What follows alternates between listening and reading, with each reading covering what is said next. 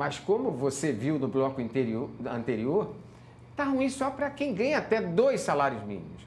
Para o poder público, eu conversando com um prefeito outro dia, professor Cícero Péricles, eu estou entrevistando o professor doutor da Universidade, do curso de Economia da Universidade Federal de Alagoas, Cícero Péricles. Mas eu conversando com alguns prefeitos, eles admitiram que com a inflação é o melhor instrumento de arrecadação. Mas demonstraram preocupação com os custos dos insumos. O Estado também arrecada mais. Essa observação feita pelos gestores é verdadeira ou ilusória? Não, verdadeira. O crescimento da arrecadação, das transferências, né, que em grande parte sustentam as prefeituras e o Estado de Alagoas, influencia muito, né, pelo volume, grande volume. Agora, há de entender o seguinte, que Alagoas faz parte do Pacto Federativo, não é? Sim. Então, os municípios, 102 municípios, têm direitos. Não é nenhum favor. Então, estão ali inseridos entre os 5.500 municípios. Isso. Então, a arrecadação federal foi quem mais cresceu. A arrecadação de IPI, de Imposto de Renda, que é sobre esses dois impostos que incide os 22,5%, que forma o bloco, forma o orçamento do FPE e do FPM. Não é?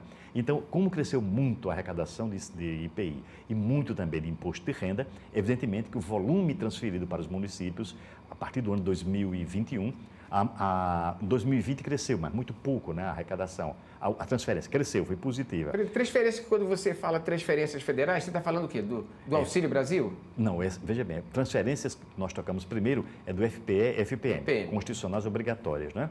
E também a do Auxílio Brasil. Auxílio Brasil, na verdade, é uma transferência de renda, mas é um programa governamental que já vem há mais de 20 anos. Injeta quanto, mais ou menos, na economia de Alagoas? Em Alagoas, são 482 mil famílias. Vamos dizer, quase 500 mil pessoas ganhando R$400. Isso, né? Que ao longo do mês recebe um aporte de mais de 100 milhões de reais. Anima a economia. Isso, que ao longo do ano chega a 1 bilhão e 200 milhões de reais. Claro que tem como tinha o programa Bolsa Família, do qual ele é sucedâneo, né? Na verdade, o Auxílio Brasil é um sucedâneo do Bolsa Família, um pouco mais ampliada, com valor também duplicado. Mas quase a inflação, eu conversando com algumas pessoas beneficiadas, porque eu vivo na rua também, né, como repórter, e eles disseram assim, dos R$400, 100 é para a conta de luz e mais de 100 é para o gás. Os R$400, na verdade, já tinha destino também muito claro, né? Primeiro ponto importante para as famílias é a sobrevivência alimentar. Então, ele tem uma influência no sentido do comércio, do varejo alagoano muito grande. Esse dinheiro vai todo ele para o consumo. Não se faz investimento, não se faz aplicação com o dinheiro do Auxílio Brasil. Então, o primeiro tópico é, claro, a alimentação. Segundo, os elementos da casa, matéria de limpeza, né, o pagamento de energia, se isso chega até lá. Não é? Então, todo esse dinheiro, ele tem essa capacidade, 482 mil famílias. Do outro lado, também, nós temos os recursos da Previdência Social.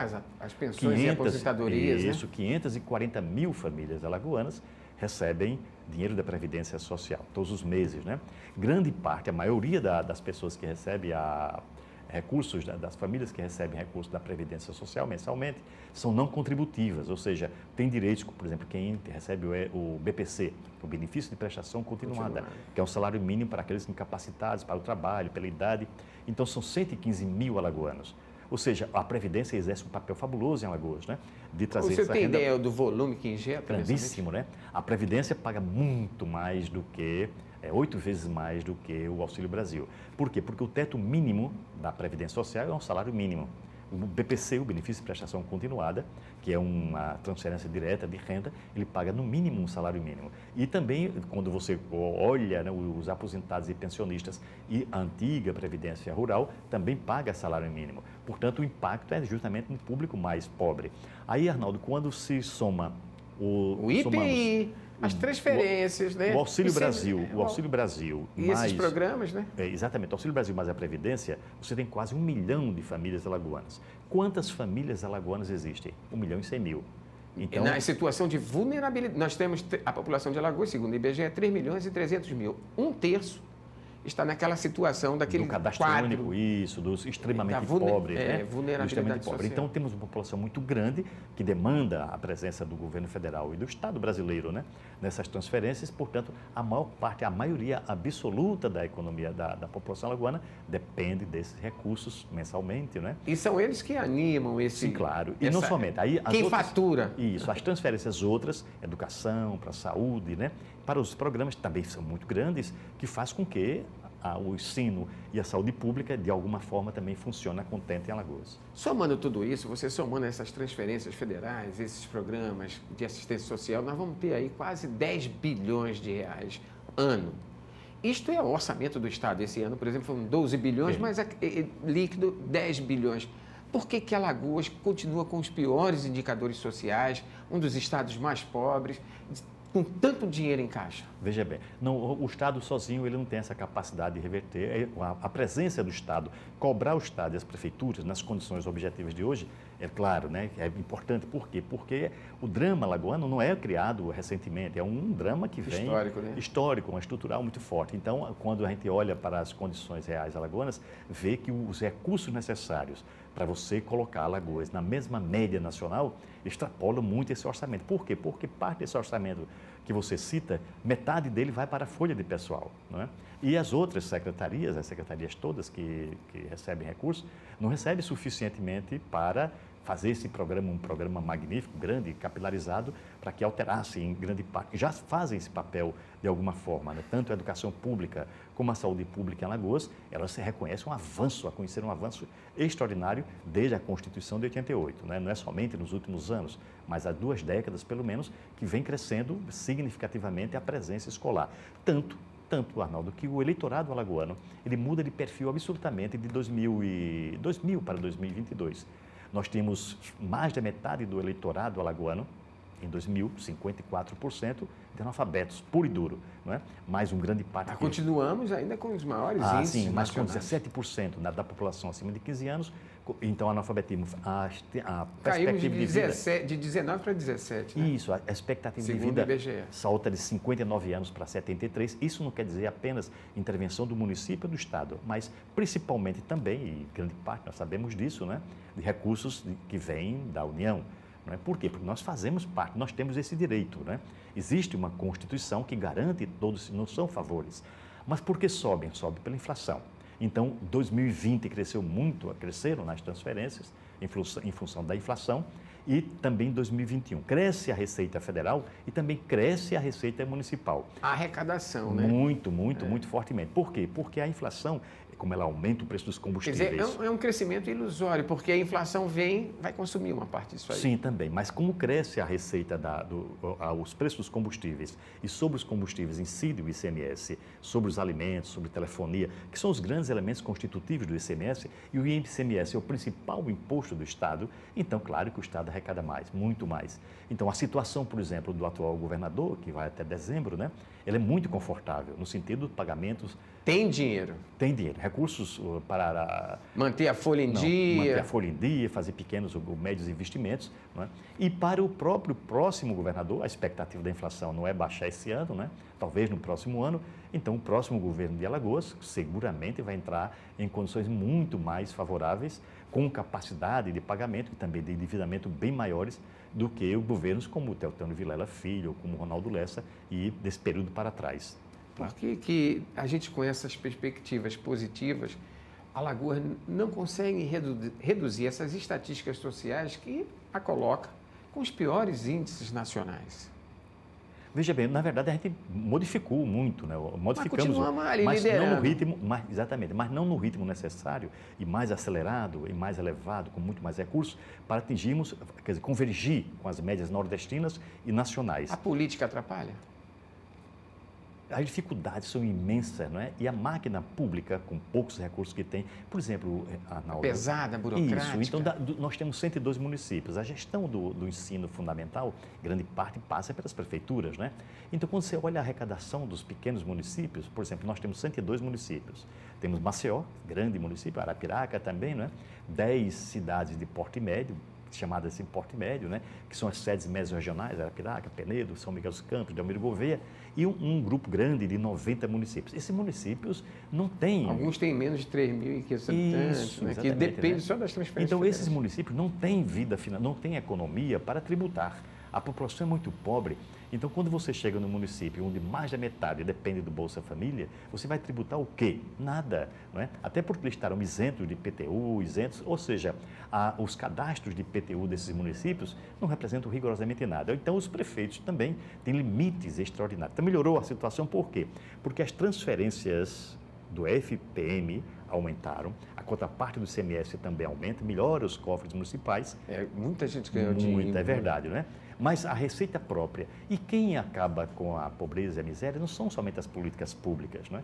Tem que ser a geração de riqueza. Ou seja, geração de emprego, de renda, de criação de formulação de novos programas de desenvolvimento que tragam empresas, que dinamizem a economia local. Recentemente houve uma discussão de acabar com esses municípios que teria abaixo de 3.000, uma população de 3.500 habitantes. Reduzir essa população e inserir, porque alguns deles foram criados por conveniência, conjecturas, conjunções políticas, né? Essa coisa toda. A existência desses municípios pequenos, que não geram emprego nem renda, só consomem, ela, nesse momento, é nociva para o país? Não tem cabimento? Ou historicamente, deve ser mantida? É positivo. No sentido seguinte, de que o cidadão, na verdade, ele não mora no país. Ele mora no lá Nordeste, na ponta, ele mora na sua localidade. Então, a existência de prefeituras vinculadas com os interesses dessas comunidades é muito importante, no sentido político, no sentido social. Essa máquina pública. Isso. Agora, o que é que acontece? Em situações onde o conjunto de municípios, o município sozinho, não consegue fazer o seu plano de desenvolvimento, de crescimento econômico, formulando melhor, quer dizer, crescendo a sua agricultura, atraindo indústrias, tornando seu serviço e comércio mais complexo, então você pode criar mecanismos conjuntos, por exemplo, como os consórcios municipais, que em Alagoas existe, inclusive, né, da recolha do tratamento do saneamento e da foi criado um consórcio. Isso, consórcios que você constitui. E políticas estaduais também de planejamento e de intervenção na economia que façam essas localidades crescerem. Por si só, os municípios não são um problema. Eles não são um problema, não é? Evidentemente que, claro, porque entristece quando você vai numa pequena localidade e vê que a assistência, os compromissos da prefeitura, não é? Eles não são realizados com o padrão médio exigido, né, pelas sociedades hoje. Né? As suas competências não são realizadas. Por quê? Porque lhes faltam recursos que a sociedade não oferece. O governo, para tornar a máquina mais ágil e menos burocrática, está privatizando. Ele fala concessão, né, da água, do serviço de água e esgoto, do sistema energético, né, elétrico. Mas o cidadão não está vendo melhoria nesses setores. A privatização, nesse momento, ela melhora economicamente a vida do Estado e do cidadão? Veja bem, a privatização, no sentido, quer dizer, primeiro a Equatorial, sim, né, foi uma privatização da ACEAL. A BRK já é uma forma diferente, né? Porque ela é uma outorga do uso da água, a Casal continua existindo, diferentemente da CEAL, que foi extinta, né? E vai continuar existindo e oferta essa água para a BRK negociar. Evidentemente que existe um drama na sociedade lagoana, que qual é? Que é o controle social sobre isso, não é? Então, você não tem controle sobre essas estruturas. Privatiza sem controle. Por exemplo, temos exemplos bem-sucedidos da parceria público-privada em Alagoas. Por exemplo, o abastecimento de água do sistema do Agreste, que abastece Arapiraca e mais algumas localidades, e esse sim, que é uma concessão da Casal, ele é bem-sucedida. O planejamento aqui no Tabuleiro dos Martins e no Farol, né, de dois convênios com a Sanema e Senem, do tratamento, né, de esgotamento, também são positivos. Portanto, quando você tem o controle social, que é o que inexiste nesses dois casos, existe esse mundo de insatisfação. Não é? E também por quê? Porque controle social obriga qualidade, obriga investimentos, obriga o acompanhamento, coisas que nós não temos. Ou seja, essas empresas trabalham sem nenhum controle social. Já estão perto aí do encerramento, a gente está vendo aí duas Alagoas, um dos ricos que ficam mais ricos e dos pobres, cada vez mais pobres, dependentes. Alagoas pode ser uma só, boa para todo mundo? Pode. Agora, evidentemente é o seguinte, que é uma tarefa de médio e longo prazo. Né? Ele não é uma Começa solução. quando? Começa desde sempre, né? Desde a Constituição de 88, ela permitiu criar instrumentos importantíssimos, né? Alagoas tinha um perfil nos anos 80 terrível, né? De um país pobre e africano. Hoje evoluímos, né? Agora, qual é a angústia da sociedade alagoana? É que ela não evolui na velocidade necessária para ter um padrão médio nacional. Se nós tivéssemos um padrão médio nacional, podemos fazer isso? Sim, claro que sim. Através, mas não somente a prefeitura, mas não somente o Estado, mas não somente a União, mas uma parceria entre essas três níveis de governança. Para quê? Para que as políticas públicas influenciem ainda mais, porque somos uma sociedade muito pobre. Não é? O setor privado é mínimo, pequeno para dar respostas e criação de riqueza, distribuição de renda. Portanto, precisa ter principalmente uma sociedade mais ativa, mais organizada, mais cobradora, não é? Mais consciente dos seus direitos. Isso também é fundamental, Arnaldo. Por quê? Porque não basta existir a política, não é? Não basta existir o programa. Tem que ter uma sociedade que corresponda às exigências do futuro de Alagoas. Muito obrigado. Acho que foi uma grande aula, mas acho que a lição que ficou nessa aula está nas mãos de cada um de nós, grande e pequeno. Uma sociedade mais ativa. E você sabe, em qual momento você pode ser mais ativo. Até já. Um abraço. Muito obrigado.